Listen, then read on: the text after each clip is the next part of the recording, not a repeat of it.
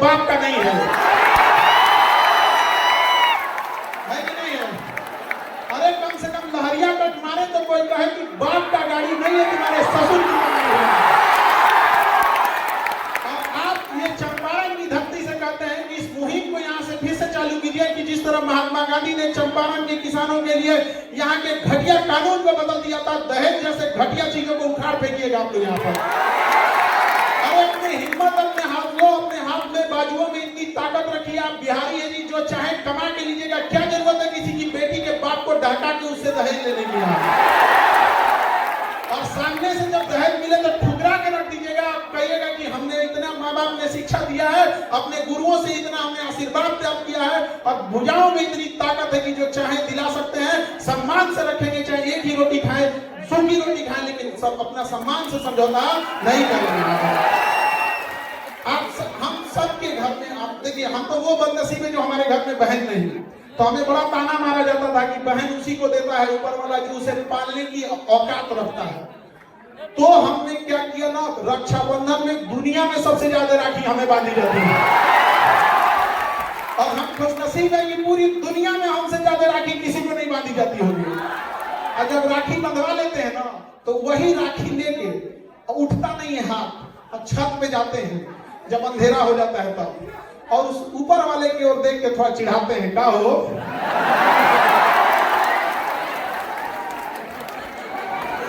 देखा तेरा एक को महीना दिले बाबा, आई देख लो।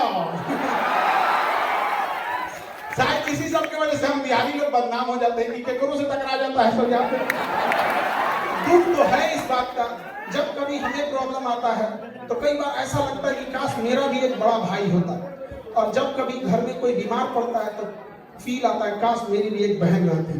घर को जितना अच्छे से बहनों ने संभाल के रखा है, कोई नहीं संभाल सकता है उस चीज को। और ये आप लड़के लोग को समझ में आएगा जब अपनी बहन की विदाई करोगे तब। विदाई करने के तुरंत बाद जब तुम विदाई करके लौटोगे घर में ना, तो घर की चार दीवारी पूछेगी कि इस घर को सजाने वाली का तो तुमने विदाई करके भेज दिया। तो इज्जत करके बाबू जब तक घर में है, वो लड़ेगी चाहे कुछ भी करेगी, लेकिन तुम्हारे लिए हमेशा खड़ी रहेगी तुम्हारे साथ यहाँ पर। तो हमेशा याद रखिएगा, अपने संस्कार का परिचय दीजिए। यदि शत्रु को हराना है तो शस्त्र उठाना पड़ेगा, शत्रु को हराना है तो शस्त्र उठाना पड़ेगा, लेकिन समाज बदलना है तो हमें अपने शास्त्रों को उठाना पड़ेगा। हम अपने शास्त्र भूल चुके हैं, तो हमें ये सारी चीजों को एक साथ लेके चलना है। माता पिता के भरोसा को कभी मत तोड़िए। अभी हमने देख रहे थे कि यहाँ नशा जैसे खराब चीजों में उलझते जा रहे हैं। आप समझो बाबू, नशा कोई एक दिन में लगने वाली लत नहीं होती है। आप इसे शुरुआत करते हो च्युइंगम से, आप इसे नॉर्मली छोटे से कैसे स्टार्ट कर देते हो, छोटे से च्युइंगम से, फिर उसके बाद छोटा सा जाते हो, कभी पार्टी फंक्शन में ले लिए कि किसी का शादी किया है, कोई त्योहार है, किसी का रिजल्ट हो गया, मैं जीत गया। ये धीरे धीरे पहली दहलीज है आपके बर्बादी की, किसी को बर्बाद करने का। आपका दोस्त कहेगा कि दोस्ती के लिए ये नशा कर लो ना, उसी को कहिए ना दोस्ती के लिए तो छोड़ देना, और उस दोस्त को एक कप नाली का पानी उठा के दीजिएगा, कहिएगा दोस्ती के लिए पी ले। याद रखिएगा, ऐसे दोस्त लोहे के में लगे उस जंग के समान होते हैं जो तब तक उस लोहे से चिपके रहते हैं जब तक उस लोहे का अस्तित्व न मिटा दें। ऐसे दोस्तों की जरूरत नहीं है। याद रखिएगा, बहुत ज्यादा गिनती के लिए मत रखिएगा। अरे दोस्त एक जैसा हो, एक ही हो, लेकिन कर्ण के समान हो, अपना हस्ती मिटा दिया दुर्योधन के लिए। अलग बात था कि दुर्योधन गलत था, लेकिन दुनिया आज भी मिसाल देती है कि दोस्त हो तो कैसा, कर्ण के समान। ऐसा कोई दोस्त ना हो आपका कि जीवन बर्बाद कर दे आपको। धीरे धीरे आपको लत लगाएगा, फिर आप आदी हो जाएंगे उसके, फिर आप उसको पीने लगेंगे। जब आप शराब, गुटखा या किसी चीज में जब आपको आदत हो जाएगा, फिर धीरे धीरे आप उसके डिपेंडेंट हो जाएंगे। अब आपको नहीं मिलेगा तो परेशान हो जाएंगे। ये स्टेप समझो, स्टेप। तो डिपेंडेंट जब हो जाएंगे तो फिर अब आप उसके शिकार होंगे। डिपेंडेंट होने के बाद अब आप उसको, वो नशा अब आपको करेगा नहीं, फिर अब आप अगले स्टेप में जाओगे कि इंजेक्शन मारने के लिए, तो ये दुनिया भर का ये सब चीजें, ड्रग्स वगैरह पे। ये जब आप चले गए तो ऐसा मत सोचिएगा कि केवल आप बर्बाद हुए, किसी माँ के आंखों का सपना टूटेगा आपके इस नशे के चक्कर में, किसी के बाप का कॉलर सर से नीचे झुक जाएगा, किसी की पत्नी और उसके बाल बच्चों का पूरा भविष्य अंधकार में हो जाएगा। तो लात मारो ऐसे दोस्तों को जो आपको बिगाड़ देता है। इतनी तो हिम्मत होनी चाहिए, इतनी तो हिम्मत होनी चाहिए। जितना भी बड़ी गाड़ी देखोगे ना, फेरारी ले लो, रोल्स रॉय ले लो, ये बड़ी बड़ी जो गाड़ियां होती हैं करोड़ों की, इसमें ज्यादा सीट नहीं होता है। जानते हो क्यों? उसको पता है कि जिसको खरीदने की औकात होगी उसके ज्यादा दोस्त नहीं होंगे, है कि नहीं यार? बदलिए इस समाज को। आप लोग युवा हैं, अगर नहीं बदल सकते हैं तो धिक्कार हो जाएगा ऐसे युवाओं के ऊपर। अपने आप को बदलिए, इस गरीबी से निकलिए। आपको यही एक एज है, ये आपके जीवन का सबसे बहुमूल्य एज है।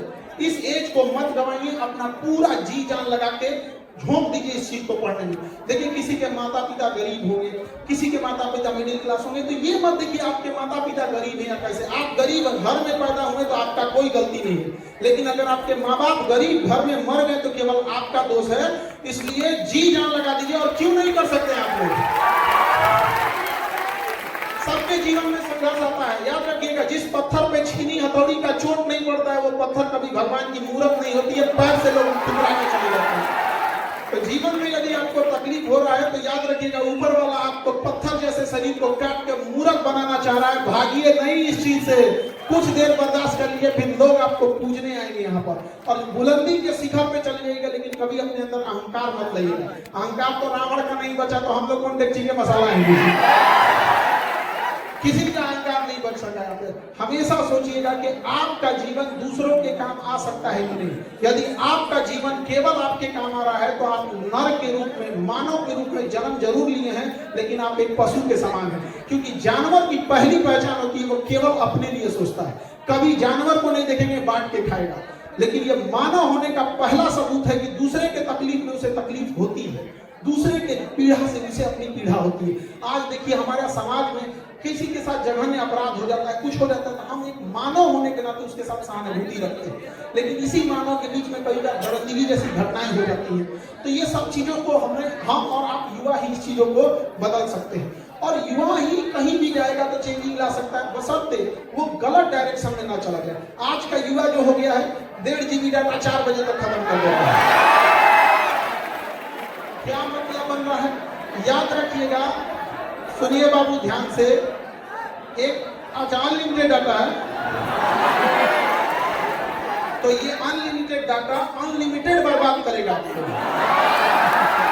समझ में नहीं गया?